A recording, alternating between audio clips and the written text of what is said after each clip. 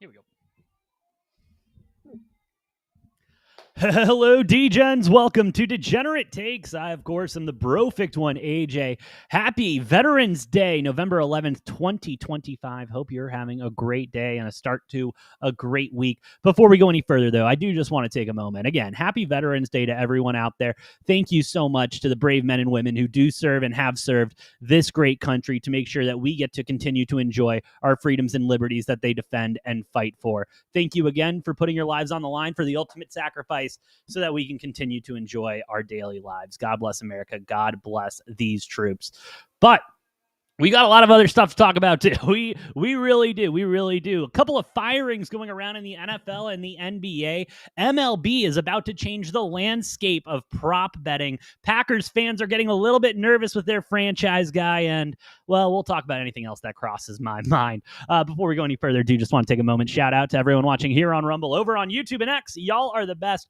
If you like what I'm cooking, please hit those like buttons, hit the follow buttons. Does help out a lot more than you know. But let's go ahead and start with the breaking news coming out of the NBA today. News that I am sure Shams Charania has had a tweet, planned out, saved in the drafts, and waiting for this moment. And the moment has finally come, as it has been announced that the Mavericks are firing Nico Harrison as GM of the as GM of the Mavericks. They will go ahead and announce Michael Finley and Matt Riccardi to lead basketball operations in the interim. This coming 9 months, yes, count them, 9 months after the trade that made everyone's head scratch.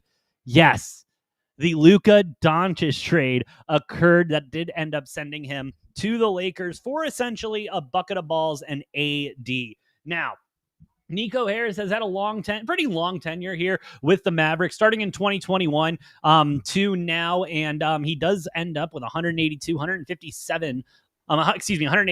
157 losses, 53.7% winning percentage there. Trying to find my words today. But, I mean, this is news that we've all been waiting for, huh? This is news we've all been waiting for, all saw coming a mile away, and it was just going to take, a little pushing, and that is, in fact, what occurred here. Mavericks not off to the best start with this season. Everyone saying, oh, just wait, Nico's got a plan. Nico's saying, hey, I've got a plan. Don't you guys worry about it. Well, that plan right now has them 3-8. That plan has them 3-8, second to last when it comes to the Western Conference here. Yeah, buddy, it was going to happen. It was going to happen. And I mean, it really would have, what it would have taken was the Mavericks coming out and being, contenders, playing good basketball here to start off early. A couple of injuries here and there, not helping out much either. But still, overall, it just still makes your head scratch, doesn't it? It just still makes your head scratch a little bit. This all leading back to trading away the franchise, the guy that, is the Dallas Mavericks and has been the Dallas Mavericks for a long time. And Luka Doncic, now the face of the Lakers while they await LeBron James returning. But it makes you think, what happened? What was really the idea there that, okay, I'm going to be that GM. I'm going to make the move that is going to either ruin my career, set me up as the best GM to ever exist. Unfortunately, Luka got motivated when he went to the Lakers, and it has shown. He's shown up this season in the best shape, it seems, of his life, and he's playing incredible basketball, and his stats are speaking for himself. It really makes the trade look a lot worse than it was, and it's hard to do because that trade was god awful. It makes absolutely no sense why that one occurred or why anyone signed off on it. And I mean, the argument for Nico Harrison to trade Luka must have been a hell of an argument. It really must have been, like, the motivation, him taking beer out of Luka's hands, all of that stuff. I mean, it was building, I guess, but still not something that anyone, I believe, saw coming in this league. And so he will go ahead and get fired. The Mavericks will start a new journey. And that's really kind of where they've been at now since the Luka Doncic trade. And I mean, you look at their depth chart. Obviously, the addition of Cooper Flagg after the draft is awesome. He's starting to get used to the NBA, starting to get those numbers back up and playing really good basketball. PJ Washington, he's a solid player. Anthony Davis, if he can stay healthy, he can get inserted in there. Klay Thompson too. I mean, this Mavericks team does have pieces. Unfortunately, the pieces are just a little fragile, and not Luka Doncic. Again, they got bailed out by the NBA, getting that number 1 overall pick in the draft this year, getting Cooper Flagg after trading away Luka Doncic. Did we get to see the full extent of Nico Harrison's vision in this? No, probably not. But, again, starting off 3-8, yeah, you're not going to get a good look, especially when you're already on the fritz. Fans have been wanting you gone. It was a matter of time. So thank you for your service to basketball. I doubt this will be Nico Harrison's last job as GM. If the Lakers ever open anything up, I'm sure they would welcome him with open arms. But yeah, just a rough one. Just a rough one for Nico Harrison. Again, cannot wait to hear the podcast where he sits down and talks about the Luka Doncic trade, because that is going to be absolutely wild and must listen to podcasting. But till then, we are going to be left with a lot more questions than answers. Nico Harrison is fired, though, no longer the GM for the Mavericks. Again, a firing that we all saw coming, but just took a little bit longer to get to. And I guess that's how I also feel. I just had it up. Where is it? Come on. Fine. We'll do it this way. And that's kind of how I felt about the firing of Brian Daboll, as he has been excused from his position at the New York Football Giants. Brian Daboll coming away with a not the best record in the world, 20-40-1 during his regular season tenure there with the Giants. Does have 2 postseason appearances with a 1-1 record. They did, worth mentioning as well, he did win Coach of the Year in 2022 when he won the wild card and lost in the divisional round, and then missed playoffs. Tisk, tisk, tisk. Didn't look good for the Giants for a while, and it was starting to look like it was turning around. The Giants not off to a great start to the season, obviously, but still, it was starting to turn around. It seemed like we had the pieces there after losing Saquon Barkley, after Daniel Jones didn't work out. It seemed like the Giants were finally starting to go in the right direction. Now, let's talk about the parts that got him fired, because the shocking part for me is that GM Joe Schoen, however the hell you pronounce his name, he still has a job after all of this. Which absolutely blows my mind more than anything. This is the guy that we saw on Hard Knocks say, yeah, let's go ahead and get rid of, let's go ahead and send Saquon out of town. We're going to be good with Daniel Jones. Let's give him a bunch of money, and then fire him mid-season and send him off to the Vikings. And now to the Colts, where, granted, not a great last couple of games, but still seeing a lot of success with the Indianapolis Colts in a new environment. Now, the real thing that got Brian Daboll fired is the fact that Jackson Dart has had 4 concussions this year, has been evaluated for concussions 4 times this year. And he was in the tent the other week trying to tell the doctor to hurry it up and get Jackson Dart out there because he was tired of watching Russell Wilson sling the ball around. First of all, you got Jameis Winston right there. All right, and I'm not saying Jameis Winston's going to come out here and solve all of your problems, but if you're that tired of watching Russell Wilson play football, let's go ahead and throw Jameis in there and not have to rush the doctors to get Jackson Dart healthy. Next, just the consistent questionability of a lot of the decisions he's made. Why is Dart in there for so long? Why? And we have so many why questions, or how, or what were you thinking, that I don't think he had all of the answers to it. But again, this is where teams get in trouble. And I'm speaking from seeing this happen multiple times to my sports teams. You fire the head coach, you don't fire the GM. I've never understood that, and I don't think I will. Because don't get me wrong, it's a symbiotic relationship there between an owner and a GM, between Joe Schoen and Brian Daboll. Or at least it should have been. It was clear in that Hard Knocks season, Brian Daboll was kind of done with Schoen. He traded away Saquon. He got rid of all the good pieces. And now he's stuck with Daniel Jones, and he's got to get that team looking somewhat credible. Like there was some tension there, and I get it. And, sure, Joe Shane, drafted Dart, drafted Neighbors, even though, Brian Daboll was kind of pushing him in that direction. And yet Daboll is the one to get the axe. We'll see how this works out for the Giants. Doesn't shock me that they've made another bad decision, obviously. But, we've seen it happen with the Cardinals. We've seen it happen with the Bears. We've seen it happen with many of football teams. And not even just football teams. We've seen it happen with, MLB, NBA, NHL, you name it. We've seen it. You fire the head coach. You don't fire the GM. We're going to be in a similar situation in the next couple of years. And then this time you got to fire the GM and the head coach. Because I'll be real. I do think Jackson Dart is or has the potential to be a franchise. He has the potential to be that guy for the New York Giants, especially, you start getting Malik Neighbors. Once you get Malik Neighbors back, you got Cam Scatterbo back. I mean, that offense is going to look so much different. Go into the draft this year, build that defense, build that offensive line, and you could have a contender here. Realistically, this could be a contending football team in the next 3 years. If Joe Shane doesn't fuck it up. Joe Shune, whatever his name is. But with his history, I mean, if someone calls and says, hey, we'll give you a third round for Cam Scatterbo, I don't have faith that he's going to be able to turn that call down. I don't have faith. And it's just his continued decisions as the general manager. I really think it would have been better if the Giants just went ahead and cleaned house and went into next season, fully fresh. Get a new GM in here, get a new coach in here, get a new culture, get a new vision, and build the team up that way, because you've got a young core now. You have a young, talented core in the New York Giants when fully healthy that can go and that will be ready to go in the next couple of years if you do a couple of things right in the draft and free agency. But now we're still going to have the same culture in the front office, which hasn't been very good.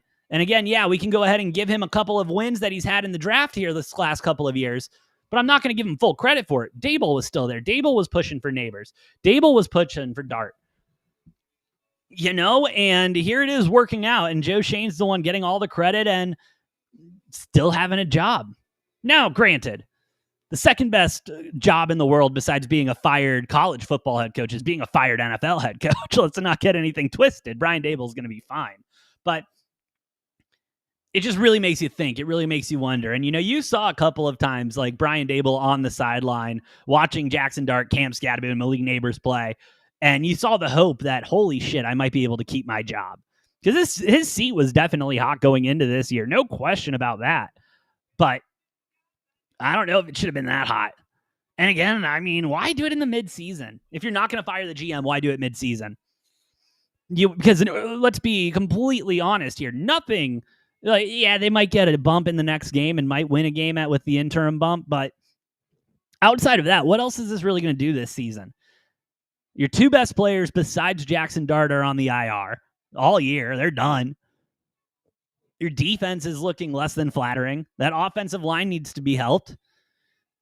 I would have just let Daboll coach it out, see if he can get any fight out of these boys the last couple of weeks and make a decision from there. But then I would have fired the GM too.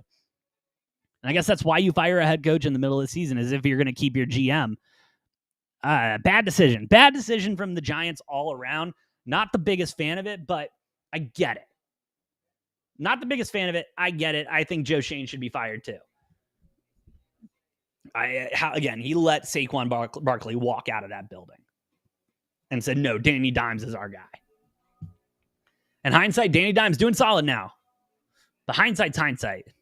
Got to look at the decisions in the moment and how dumb they were in the moment, because they were dumb in the moment. Let's be very clear about that. But Brian Daboll fired. Going to be shaking it up in the NFL a little bit there. Want to stay in the NFL because, as a Cardinals fan, as a supporter of the Chicago Bears, I don't get a lot of opportunities to enjoy myself in football, with my teams winning or having any sort of success whatsoever. I don't get a lot of those opportunities. Yes, the Bears are winning right now. I'm not on the bandwagon yet. I still think there's some fraudulent, excuse me. I still think they're frauds, if we're going to be completely honest. Anyway, we'll get to the Bears later, but the visceral and quick flip on Jordan Love from the Green Bay Packers fans has been unbelievable. Not only him, but Matt LaFleur as well. After last night's, there was football played last night. There was football played, Monday Night Football. 10-7, Eagles take this one off of what I can only imagine as beyond a frustrating game for Packers fans. Because, let's be real. Let's be real about this. The Packers overall did not play a bad football game. Jordan Love fumbles the ball in a dumb way. That sucks. Josh Jacobs fumbles the ball in a dumb way. That sucks. But you're down a bunch of your receivers. You're down your you're down your tight end. Let's make something work. The defense was able to hold on strong in the first half and then didn't really give out much. Again, they only lost by 10. But they couldn't get it figured out any other way. Special teams, the fumbles, et cetera, et cetera. And now it's being called into, well, is Jordan Love not that guy? Did we just sign the guy who we thought was going to be the next coming of Aaron Rodgers, the next coming of Brett Favre, and we were duped? Is he a fraud? I'm not there. And believe me, Packers fans, it would bring me no greater joy than to come out on the airwaves and talk about how you guys were duped. Matt LaFleur doesn't know anything. You should have stuck with Aaron Rodgers. I would love to do that, but I can't. I really can't. They're through 3-6-1 this season. Is that really what they are this season? No, 5-3-1. I don't know what the fuck Grok's doing. 5-3-1 this season, and it hasn't looked pretty. Especially that tie to the Cowboys hasn't looked good. But then you look at what the Packers have done. They've lost their last 3 games by a total of, what is that? 39 points. 39 points have been all the losses. 13-10 to the Browns, 16-13 to the Panthers, and 10-7 to the Eagles. If this is a college football team, first of all, that's sad. That's only 2 bad losses. That's 2 really bad losses. And then 1 not so bad loss in the Eagles. If we're looking at this like college football. But overall, and it doesn't make sense. They also just let these teams stay in games. The Cardinals, 27-23. Steelers, 35-25. Bengals, 27-18. Cowboys, obviously, 40-40. The only game that they won convincingly was that first one against the Lions where we were all screaming, oh, the Lions are dead because they changed coordinators one time. And are they having a rough season? Yeah. The injury's been a problem for them. Yeah. Has your defense and your corners and everything not looked as great? Yeah. There's a lot of factors here. I would love to come out here and say, no, Jordan Love's a fraud. Packers don't have him, but I'm not doing that yet.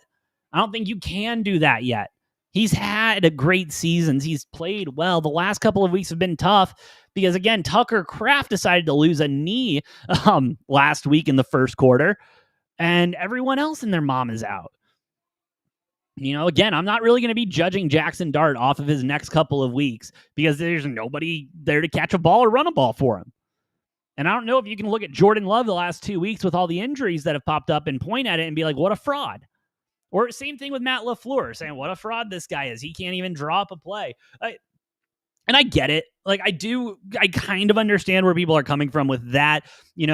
Last play of the game, you got your kicker out there. He gets, a mulligan out. He gets a chip shot out just to try it. He's short. It breaks off a little bit. It's a long kick in that wind there in Lambeau. They decide to go for it on 4th down to try to make it a play, and nothing really develops out of it. And it was a shite play.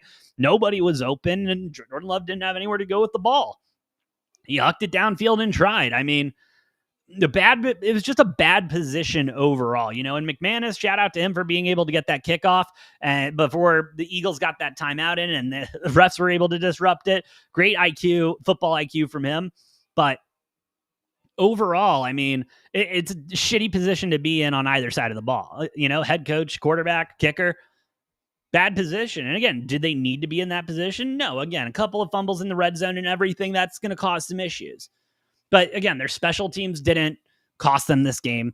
I'd say their defense played overtly pretty well against, what is a solid Eagles offense and can be a solid Eagles offense. It's just, like we talk about all the time, luck has so much to do with a good NFL season and winning championships and everything. And there are some years the ball is just not bouncing your way. And that is very clearly not happening for the Green Bay Packers right now. That ball is actually bouncing completely in the opposite direction of where they're standing. And that's how you have a tie with the Cowboys and a loss, and losses to the Eagles, Browns, and Panthers. That's how that happens. Not because one person is playing overtly bad or anything like that. I mean, Jordan Love is still a very good quarterback. Let's be realistic about this. He is still a solid quarterback. Y'all are getting frustrated because the Bears are actually ahead of you in the standings for once. I know it's shocking to see, but it's happening, and it's a thing. But anyway, let's not freak out about that yet. I'm not worried about Jordan Love. I'm not pulling any cords on him yet. I still think he played fine last night with everybody being out. But what you gonna do? Well, is that all I have in the NFL? Oh, worth noting, Justin Tucker's 10-game suspension has officially been lifted by the commissioner today. He was released by the Ravens in May and is eligible to sign with any team. We'll see if any team is willing to dip into there. But moving from the NFL, let's go to college football as, I'm glad to see this happening. I'll be honest, I'm a little happy to see this happening because it's been too long that these head coaches for these major schools have been fired and have been able to sit on their ass and just collect that buyout money. LSU said, let's hold on a second. Did we ever fire you? Have we ever fired you, or did we just say you don't need to work anymore? Did the term fired ever come up? I don't think we've ever officially fired you. I think you've been relieved of your duties, not fired by this school. As we get legal filings between LSU and Brian Kelly. That is right. LSU, Brian Kelly's attorney states that LSU has taken the position that it has not formally terminated Kelly as the Tigers football coach and is now seeking to fire him for cause and potentially avoid paying his full $54 million buyout. It is also being reported that LSU went to Brian Kelly with a couple of different offers that were below that $54 million, and he said, no, pay me my money now. Two things on this. One, LSU, if you are looking to fire him for cause, I think you could have something to do with a terrible fake Louisiana accent when he brought out the family, talking about how he's going to build this family and LSU's his family. I think you can go ahead and fire him for cause there. Being a not great head coach for you guys over the last couple of years, not making a natty, I think those can be cause. But no, I mean, listen, it's a great, side story for this season and what has been of college football and the craziness that is SEC head coaching right now. And I would say head coaching all around, considering Wisconsin is keeping Luke Fickell, which is absolutely hilarious. He's going to get the money. Let's be real. This is just him getting the money with extra steps. Did they officially fire? If we want to get into the semantics of that, probably not. They probably haven't officially terminated him yet. He's probably still on the payroll and everything like that. But listen, how do I want to say this? Okay, I have very little. No, I'm not going to go that far. I'll put it this way. LSU dug their grave. They need to lay in it. For real. I mean, first of all, when Brian Kelly was hired as the LSU head coach, everybody was scratching their head being like, really? Really? That's the guy you're going to go with? That doesn't seem like a great fit for, what LSU is and the SEC. That doesn't seem like a Brian Kelly type school. But okay, leave Notre Dame, go to LSU. Let's see what happens. And now we saw what happens, and LSU doesn't want to pay him. Yeah, pay him his money. Pay him his money. You guys signed that big-ass deal at the time. You guys were planning about all the national championships and parades and times you're going to go visit the White House. And absolutely none of that has come to fruition. And probably won't come to fruition for a while. I mean, it's absolutely ridiculous that we're doing this. It's hilarious we're doing this. It's absolutely ridiculous we're doing this. But don't you worry, because this is a dumb story. I will be on it first. Don't you? I'm going to be looking into this one. I want to see if LSU is going to have to pay all that money. And if not, I cannot wait to see what they possibly fire him for cause. And what that cause would be. That would be hilarious. All right. From football, from NBA, let's go over to the MLB with qualifying offers and everything being given out.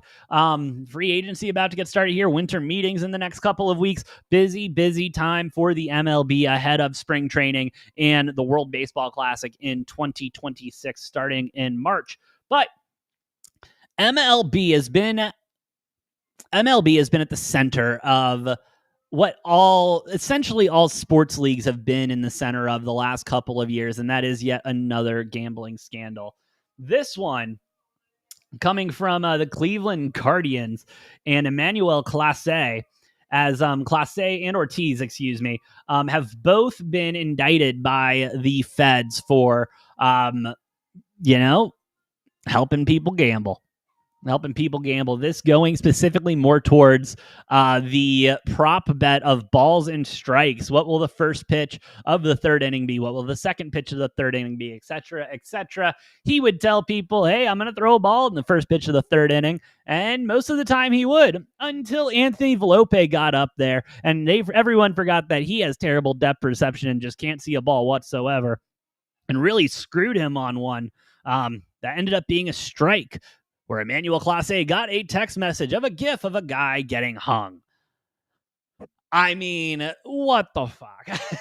Crazy stuff, terrible stuff, if we're going to be completely honest, not only for the game, but for sports betting and sports bettors as we know it, for us that do it as a hobby, do it for fun, do it to enjoy the game on another level, do it to make content. I mean, sports gambling has been so intertwined with all sports leagues since it's been federally legalized and then handed over to the states. And there's a lot of issues, and I'm not going to sugarcoat it. There are a lot of issues. And I have been very apprehensive over the last couple of months of hearing different, theories and different plans on how to get a better grip on sports gamblers, how to, protect the leagues and everything like that. And again, I do believe that it should be the league's responsibilities to keep their players out of these situations. Whole other conversation for later. But the micro betting is ridiculous. And I guess I'll admit a little naive to the whole situation, because that's such a dumb bet. That's such a dumb, fun, stupid prop bet. Is the first pitch of the inning going to be a strike or a ball? It's so stupid. And it's unbelievable that the sports books would offer it on it. And if we're going to be completely honest here, I blame the books more than anything. I really do, because they are so money hungry and want to screw everybody at every given opportunity. And I get it. It's gambling. But to even offer a line on that is ridiculous.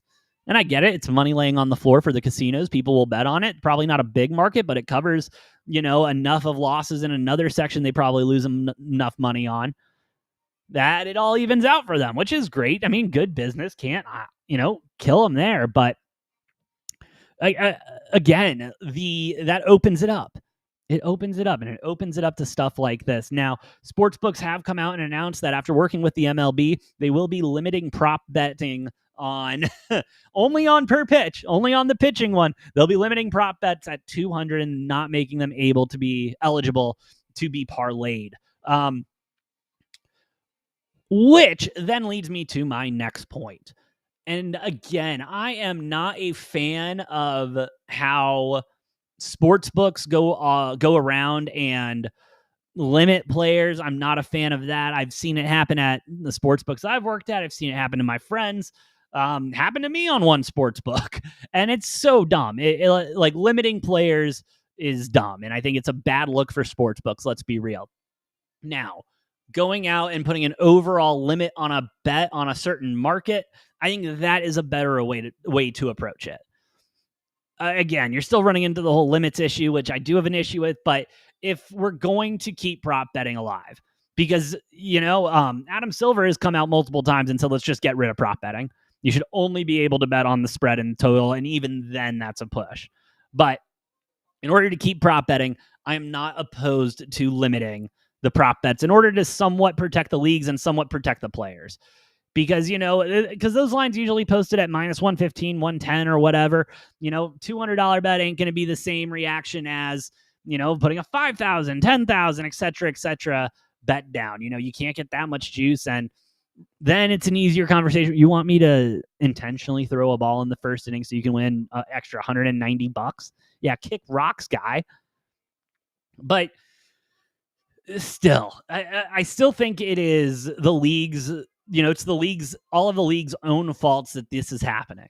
It really is. You need to have a better grip on your players. You need to have a better grip on your employees, and the employees need to understand that as conditions of working for this league, for this company, you're not allowed to do certain things. You're not allowed to gamble. You're not allowed to go out and do this. You're not allowed to go out and do that, and then make it easier for them to report it too. All the gamblers have hotlines. Why isn't there a hotline for, hey, I'm being extorted to throw a baseball game, throw a basketball game, throw a total, et cetera, et cetera? Let's figure that out. But overall, I do think that limiting prop bets will be something that's going to sweep sports books. I think this is a temporary patch on a long-term fix. And I think a long-term fix is going to be limiting limiting gamblers on prop bets. Is it good for the sports betting industry? Absolutely not. Absolutely not. It's awful. But it's better than the alternative, which is getting rid of anytime touchdown parlays, home run parlays, et cetera, the fun stuff that, we bet on. Because at the end of the day, this is supposed to be fun. It's supposed to be entertaining. It's supposed to be a hobby. It's not supposed to be everything. But it really is sure as hell shouldn't be putting players in compromising positions. But then again, the players shouldn't be putting themselves in these compromising positions. And yet, just like with ESPN and YouTube TV, somehow the consumer is getting fucked on this too. Because, again, for all of the gambling scandals that come out and everything, it is 1 in a million. And sure, there's some irregular betting that happens on certain things. But again, for every gambling scandal, for every quote unquote syndicate that is out there trying to get this shit going, for the mobs that are out there trying to fix these games, I mean, it's so few and far between. Call me naive if you want, but it's all happening now because it's all so easy. And that's the give and take of it. Were the leagues probably ready for sports gambling being legalized? Absolutely not. Were they ready to take the money? That's for damn sure they're ready to take that money from FanDuel and DraftKings and everyone. But the point still stands. Sports betting is going to be a part of sports till the end of time at this point. The genie is out of the bottle, and we are not going to put that one back in. Now, should the leagues continue to educate players and create systems so that they can report when they're being extorted to throw games and stuff? Yeah, take some responsibility for what you do. Should the NCAA rescind the fact that they're going to let athletes bet on professional games? Yeah, they should never have even allowed that to be an idea in anyone's mind.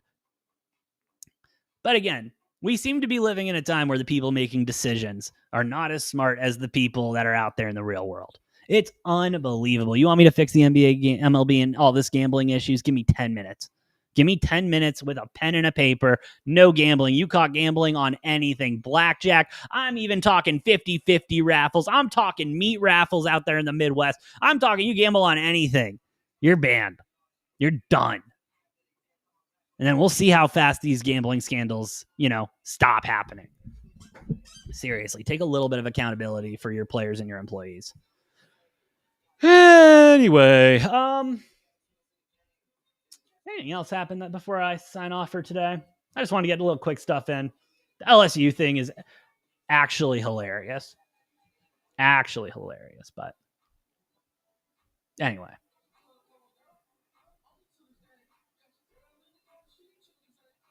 All right. Yeah, that's all I got today, guys. That's all I got today. Again, happy Veterans Day. Thank you to all of those who have and who do serve. And hey, have a great rest of your Tuesday, guys. We've got college basketball, NBA, NHL, and it's Tuesday, so we got some action, baby. We got midweek action. You gotta love it. Bear down, go Cats. U of A plays NAU today. Should be an absolute blowout. Can't wait to watch. But hey, thank you all for listening. Thank you all for watching. Shout out again to everyone here on Rumble, over on YouTube and X. Y'all are the best. If you like what we're cooking, please hit the like button, hit the follow button. It does help us out a lot more than you know. Noah and I will be live tomorrow night as we break down our favorite bets, for week 12 in college football, week 11 in the NFL. It's all winding down. We're getting closer to playoffs. You're not going to want to miss it. But hey, again, thank you all for listening. Thank you all for watching. Have a great rest of your Tuesday. Good luck. God bless. I've been the Brofict one, AJ. I'll see you next time on Degenerate Takes.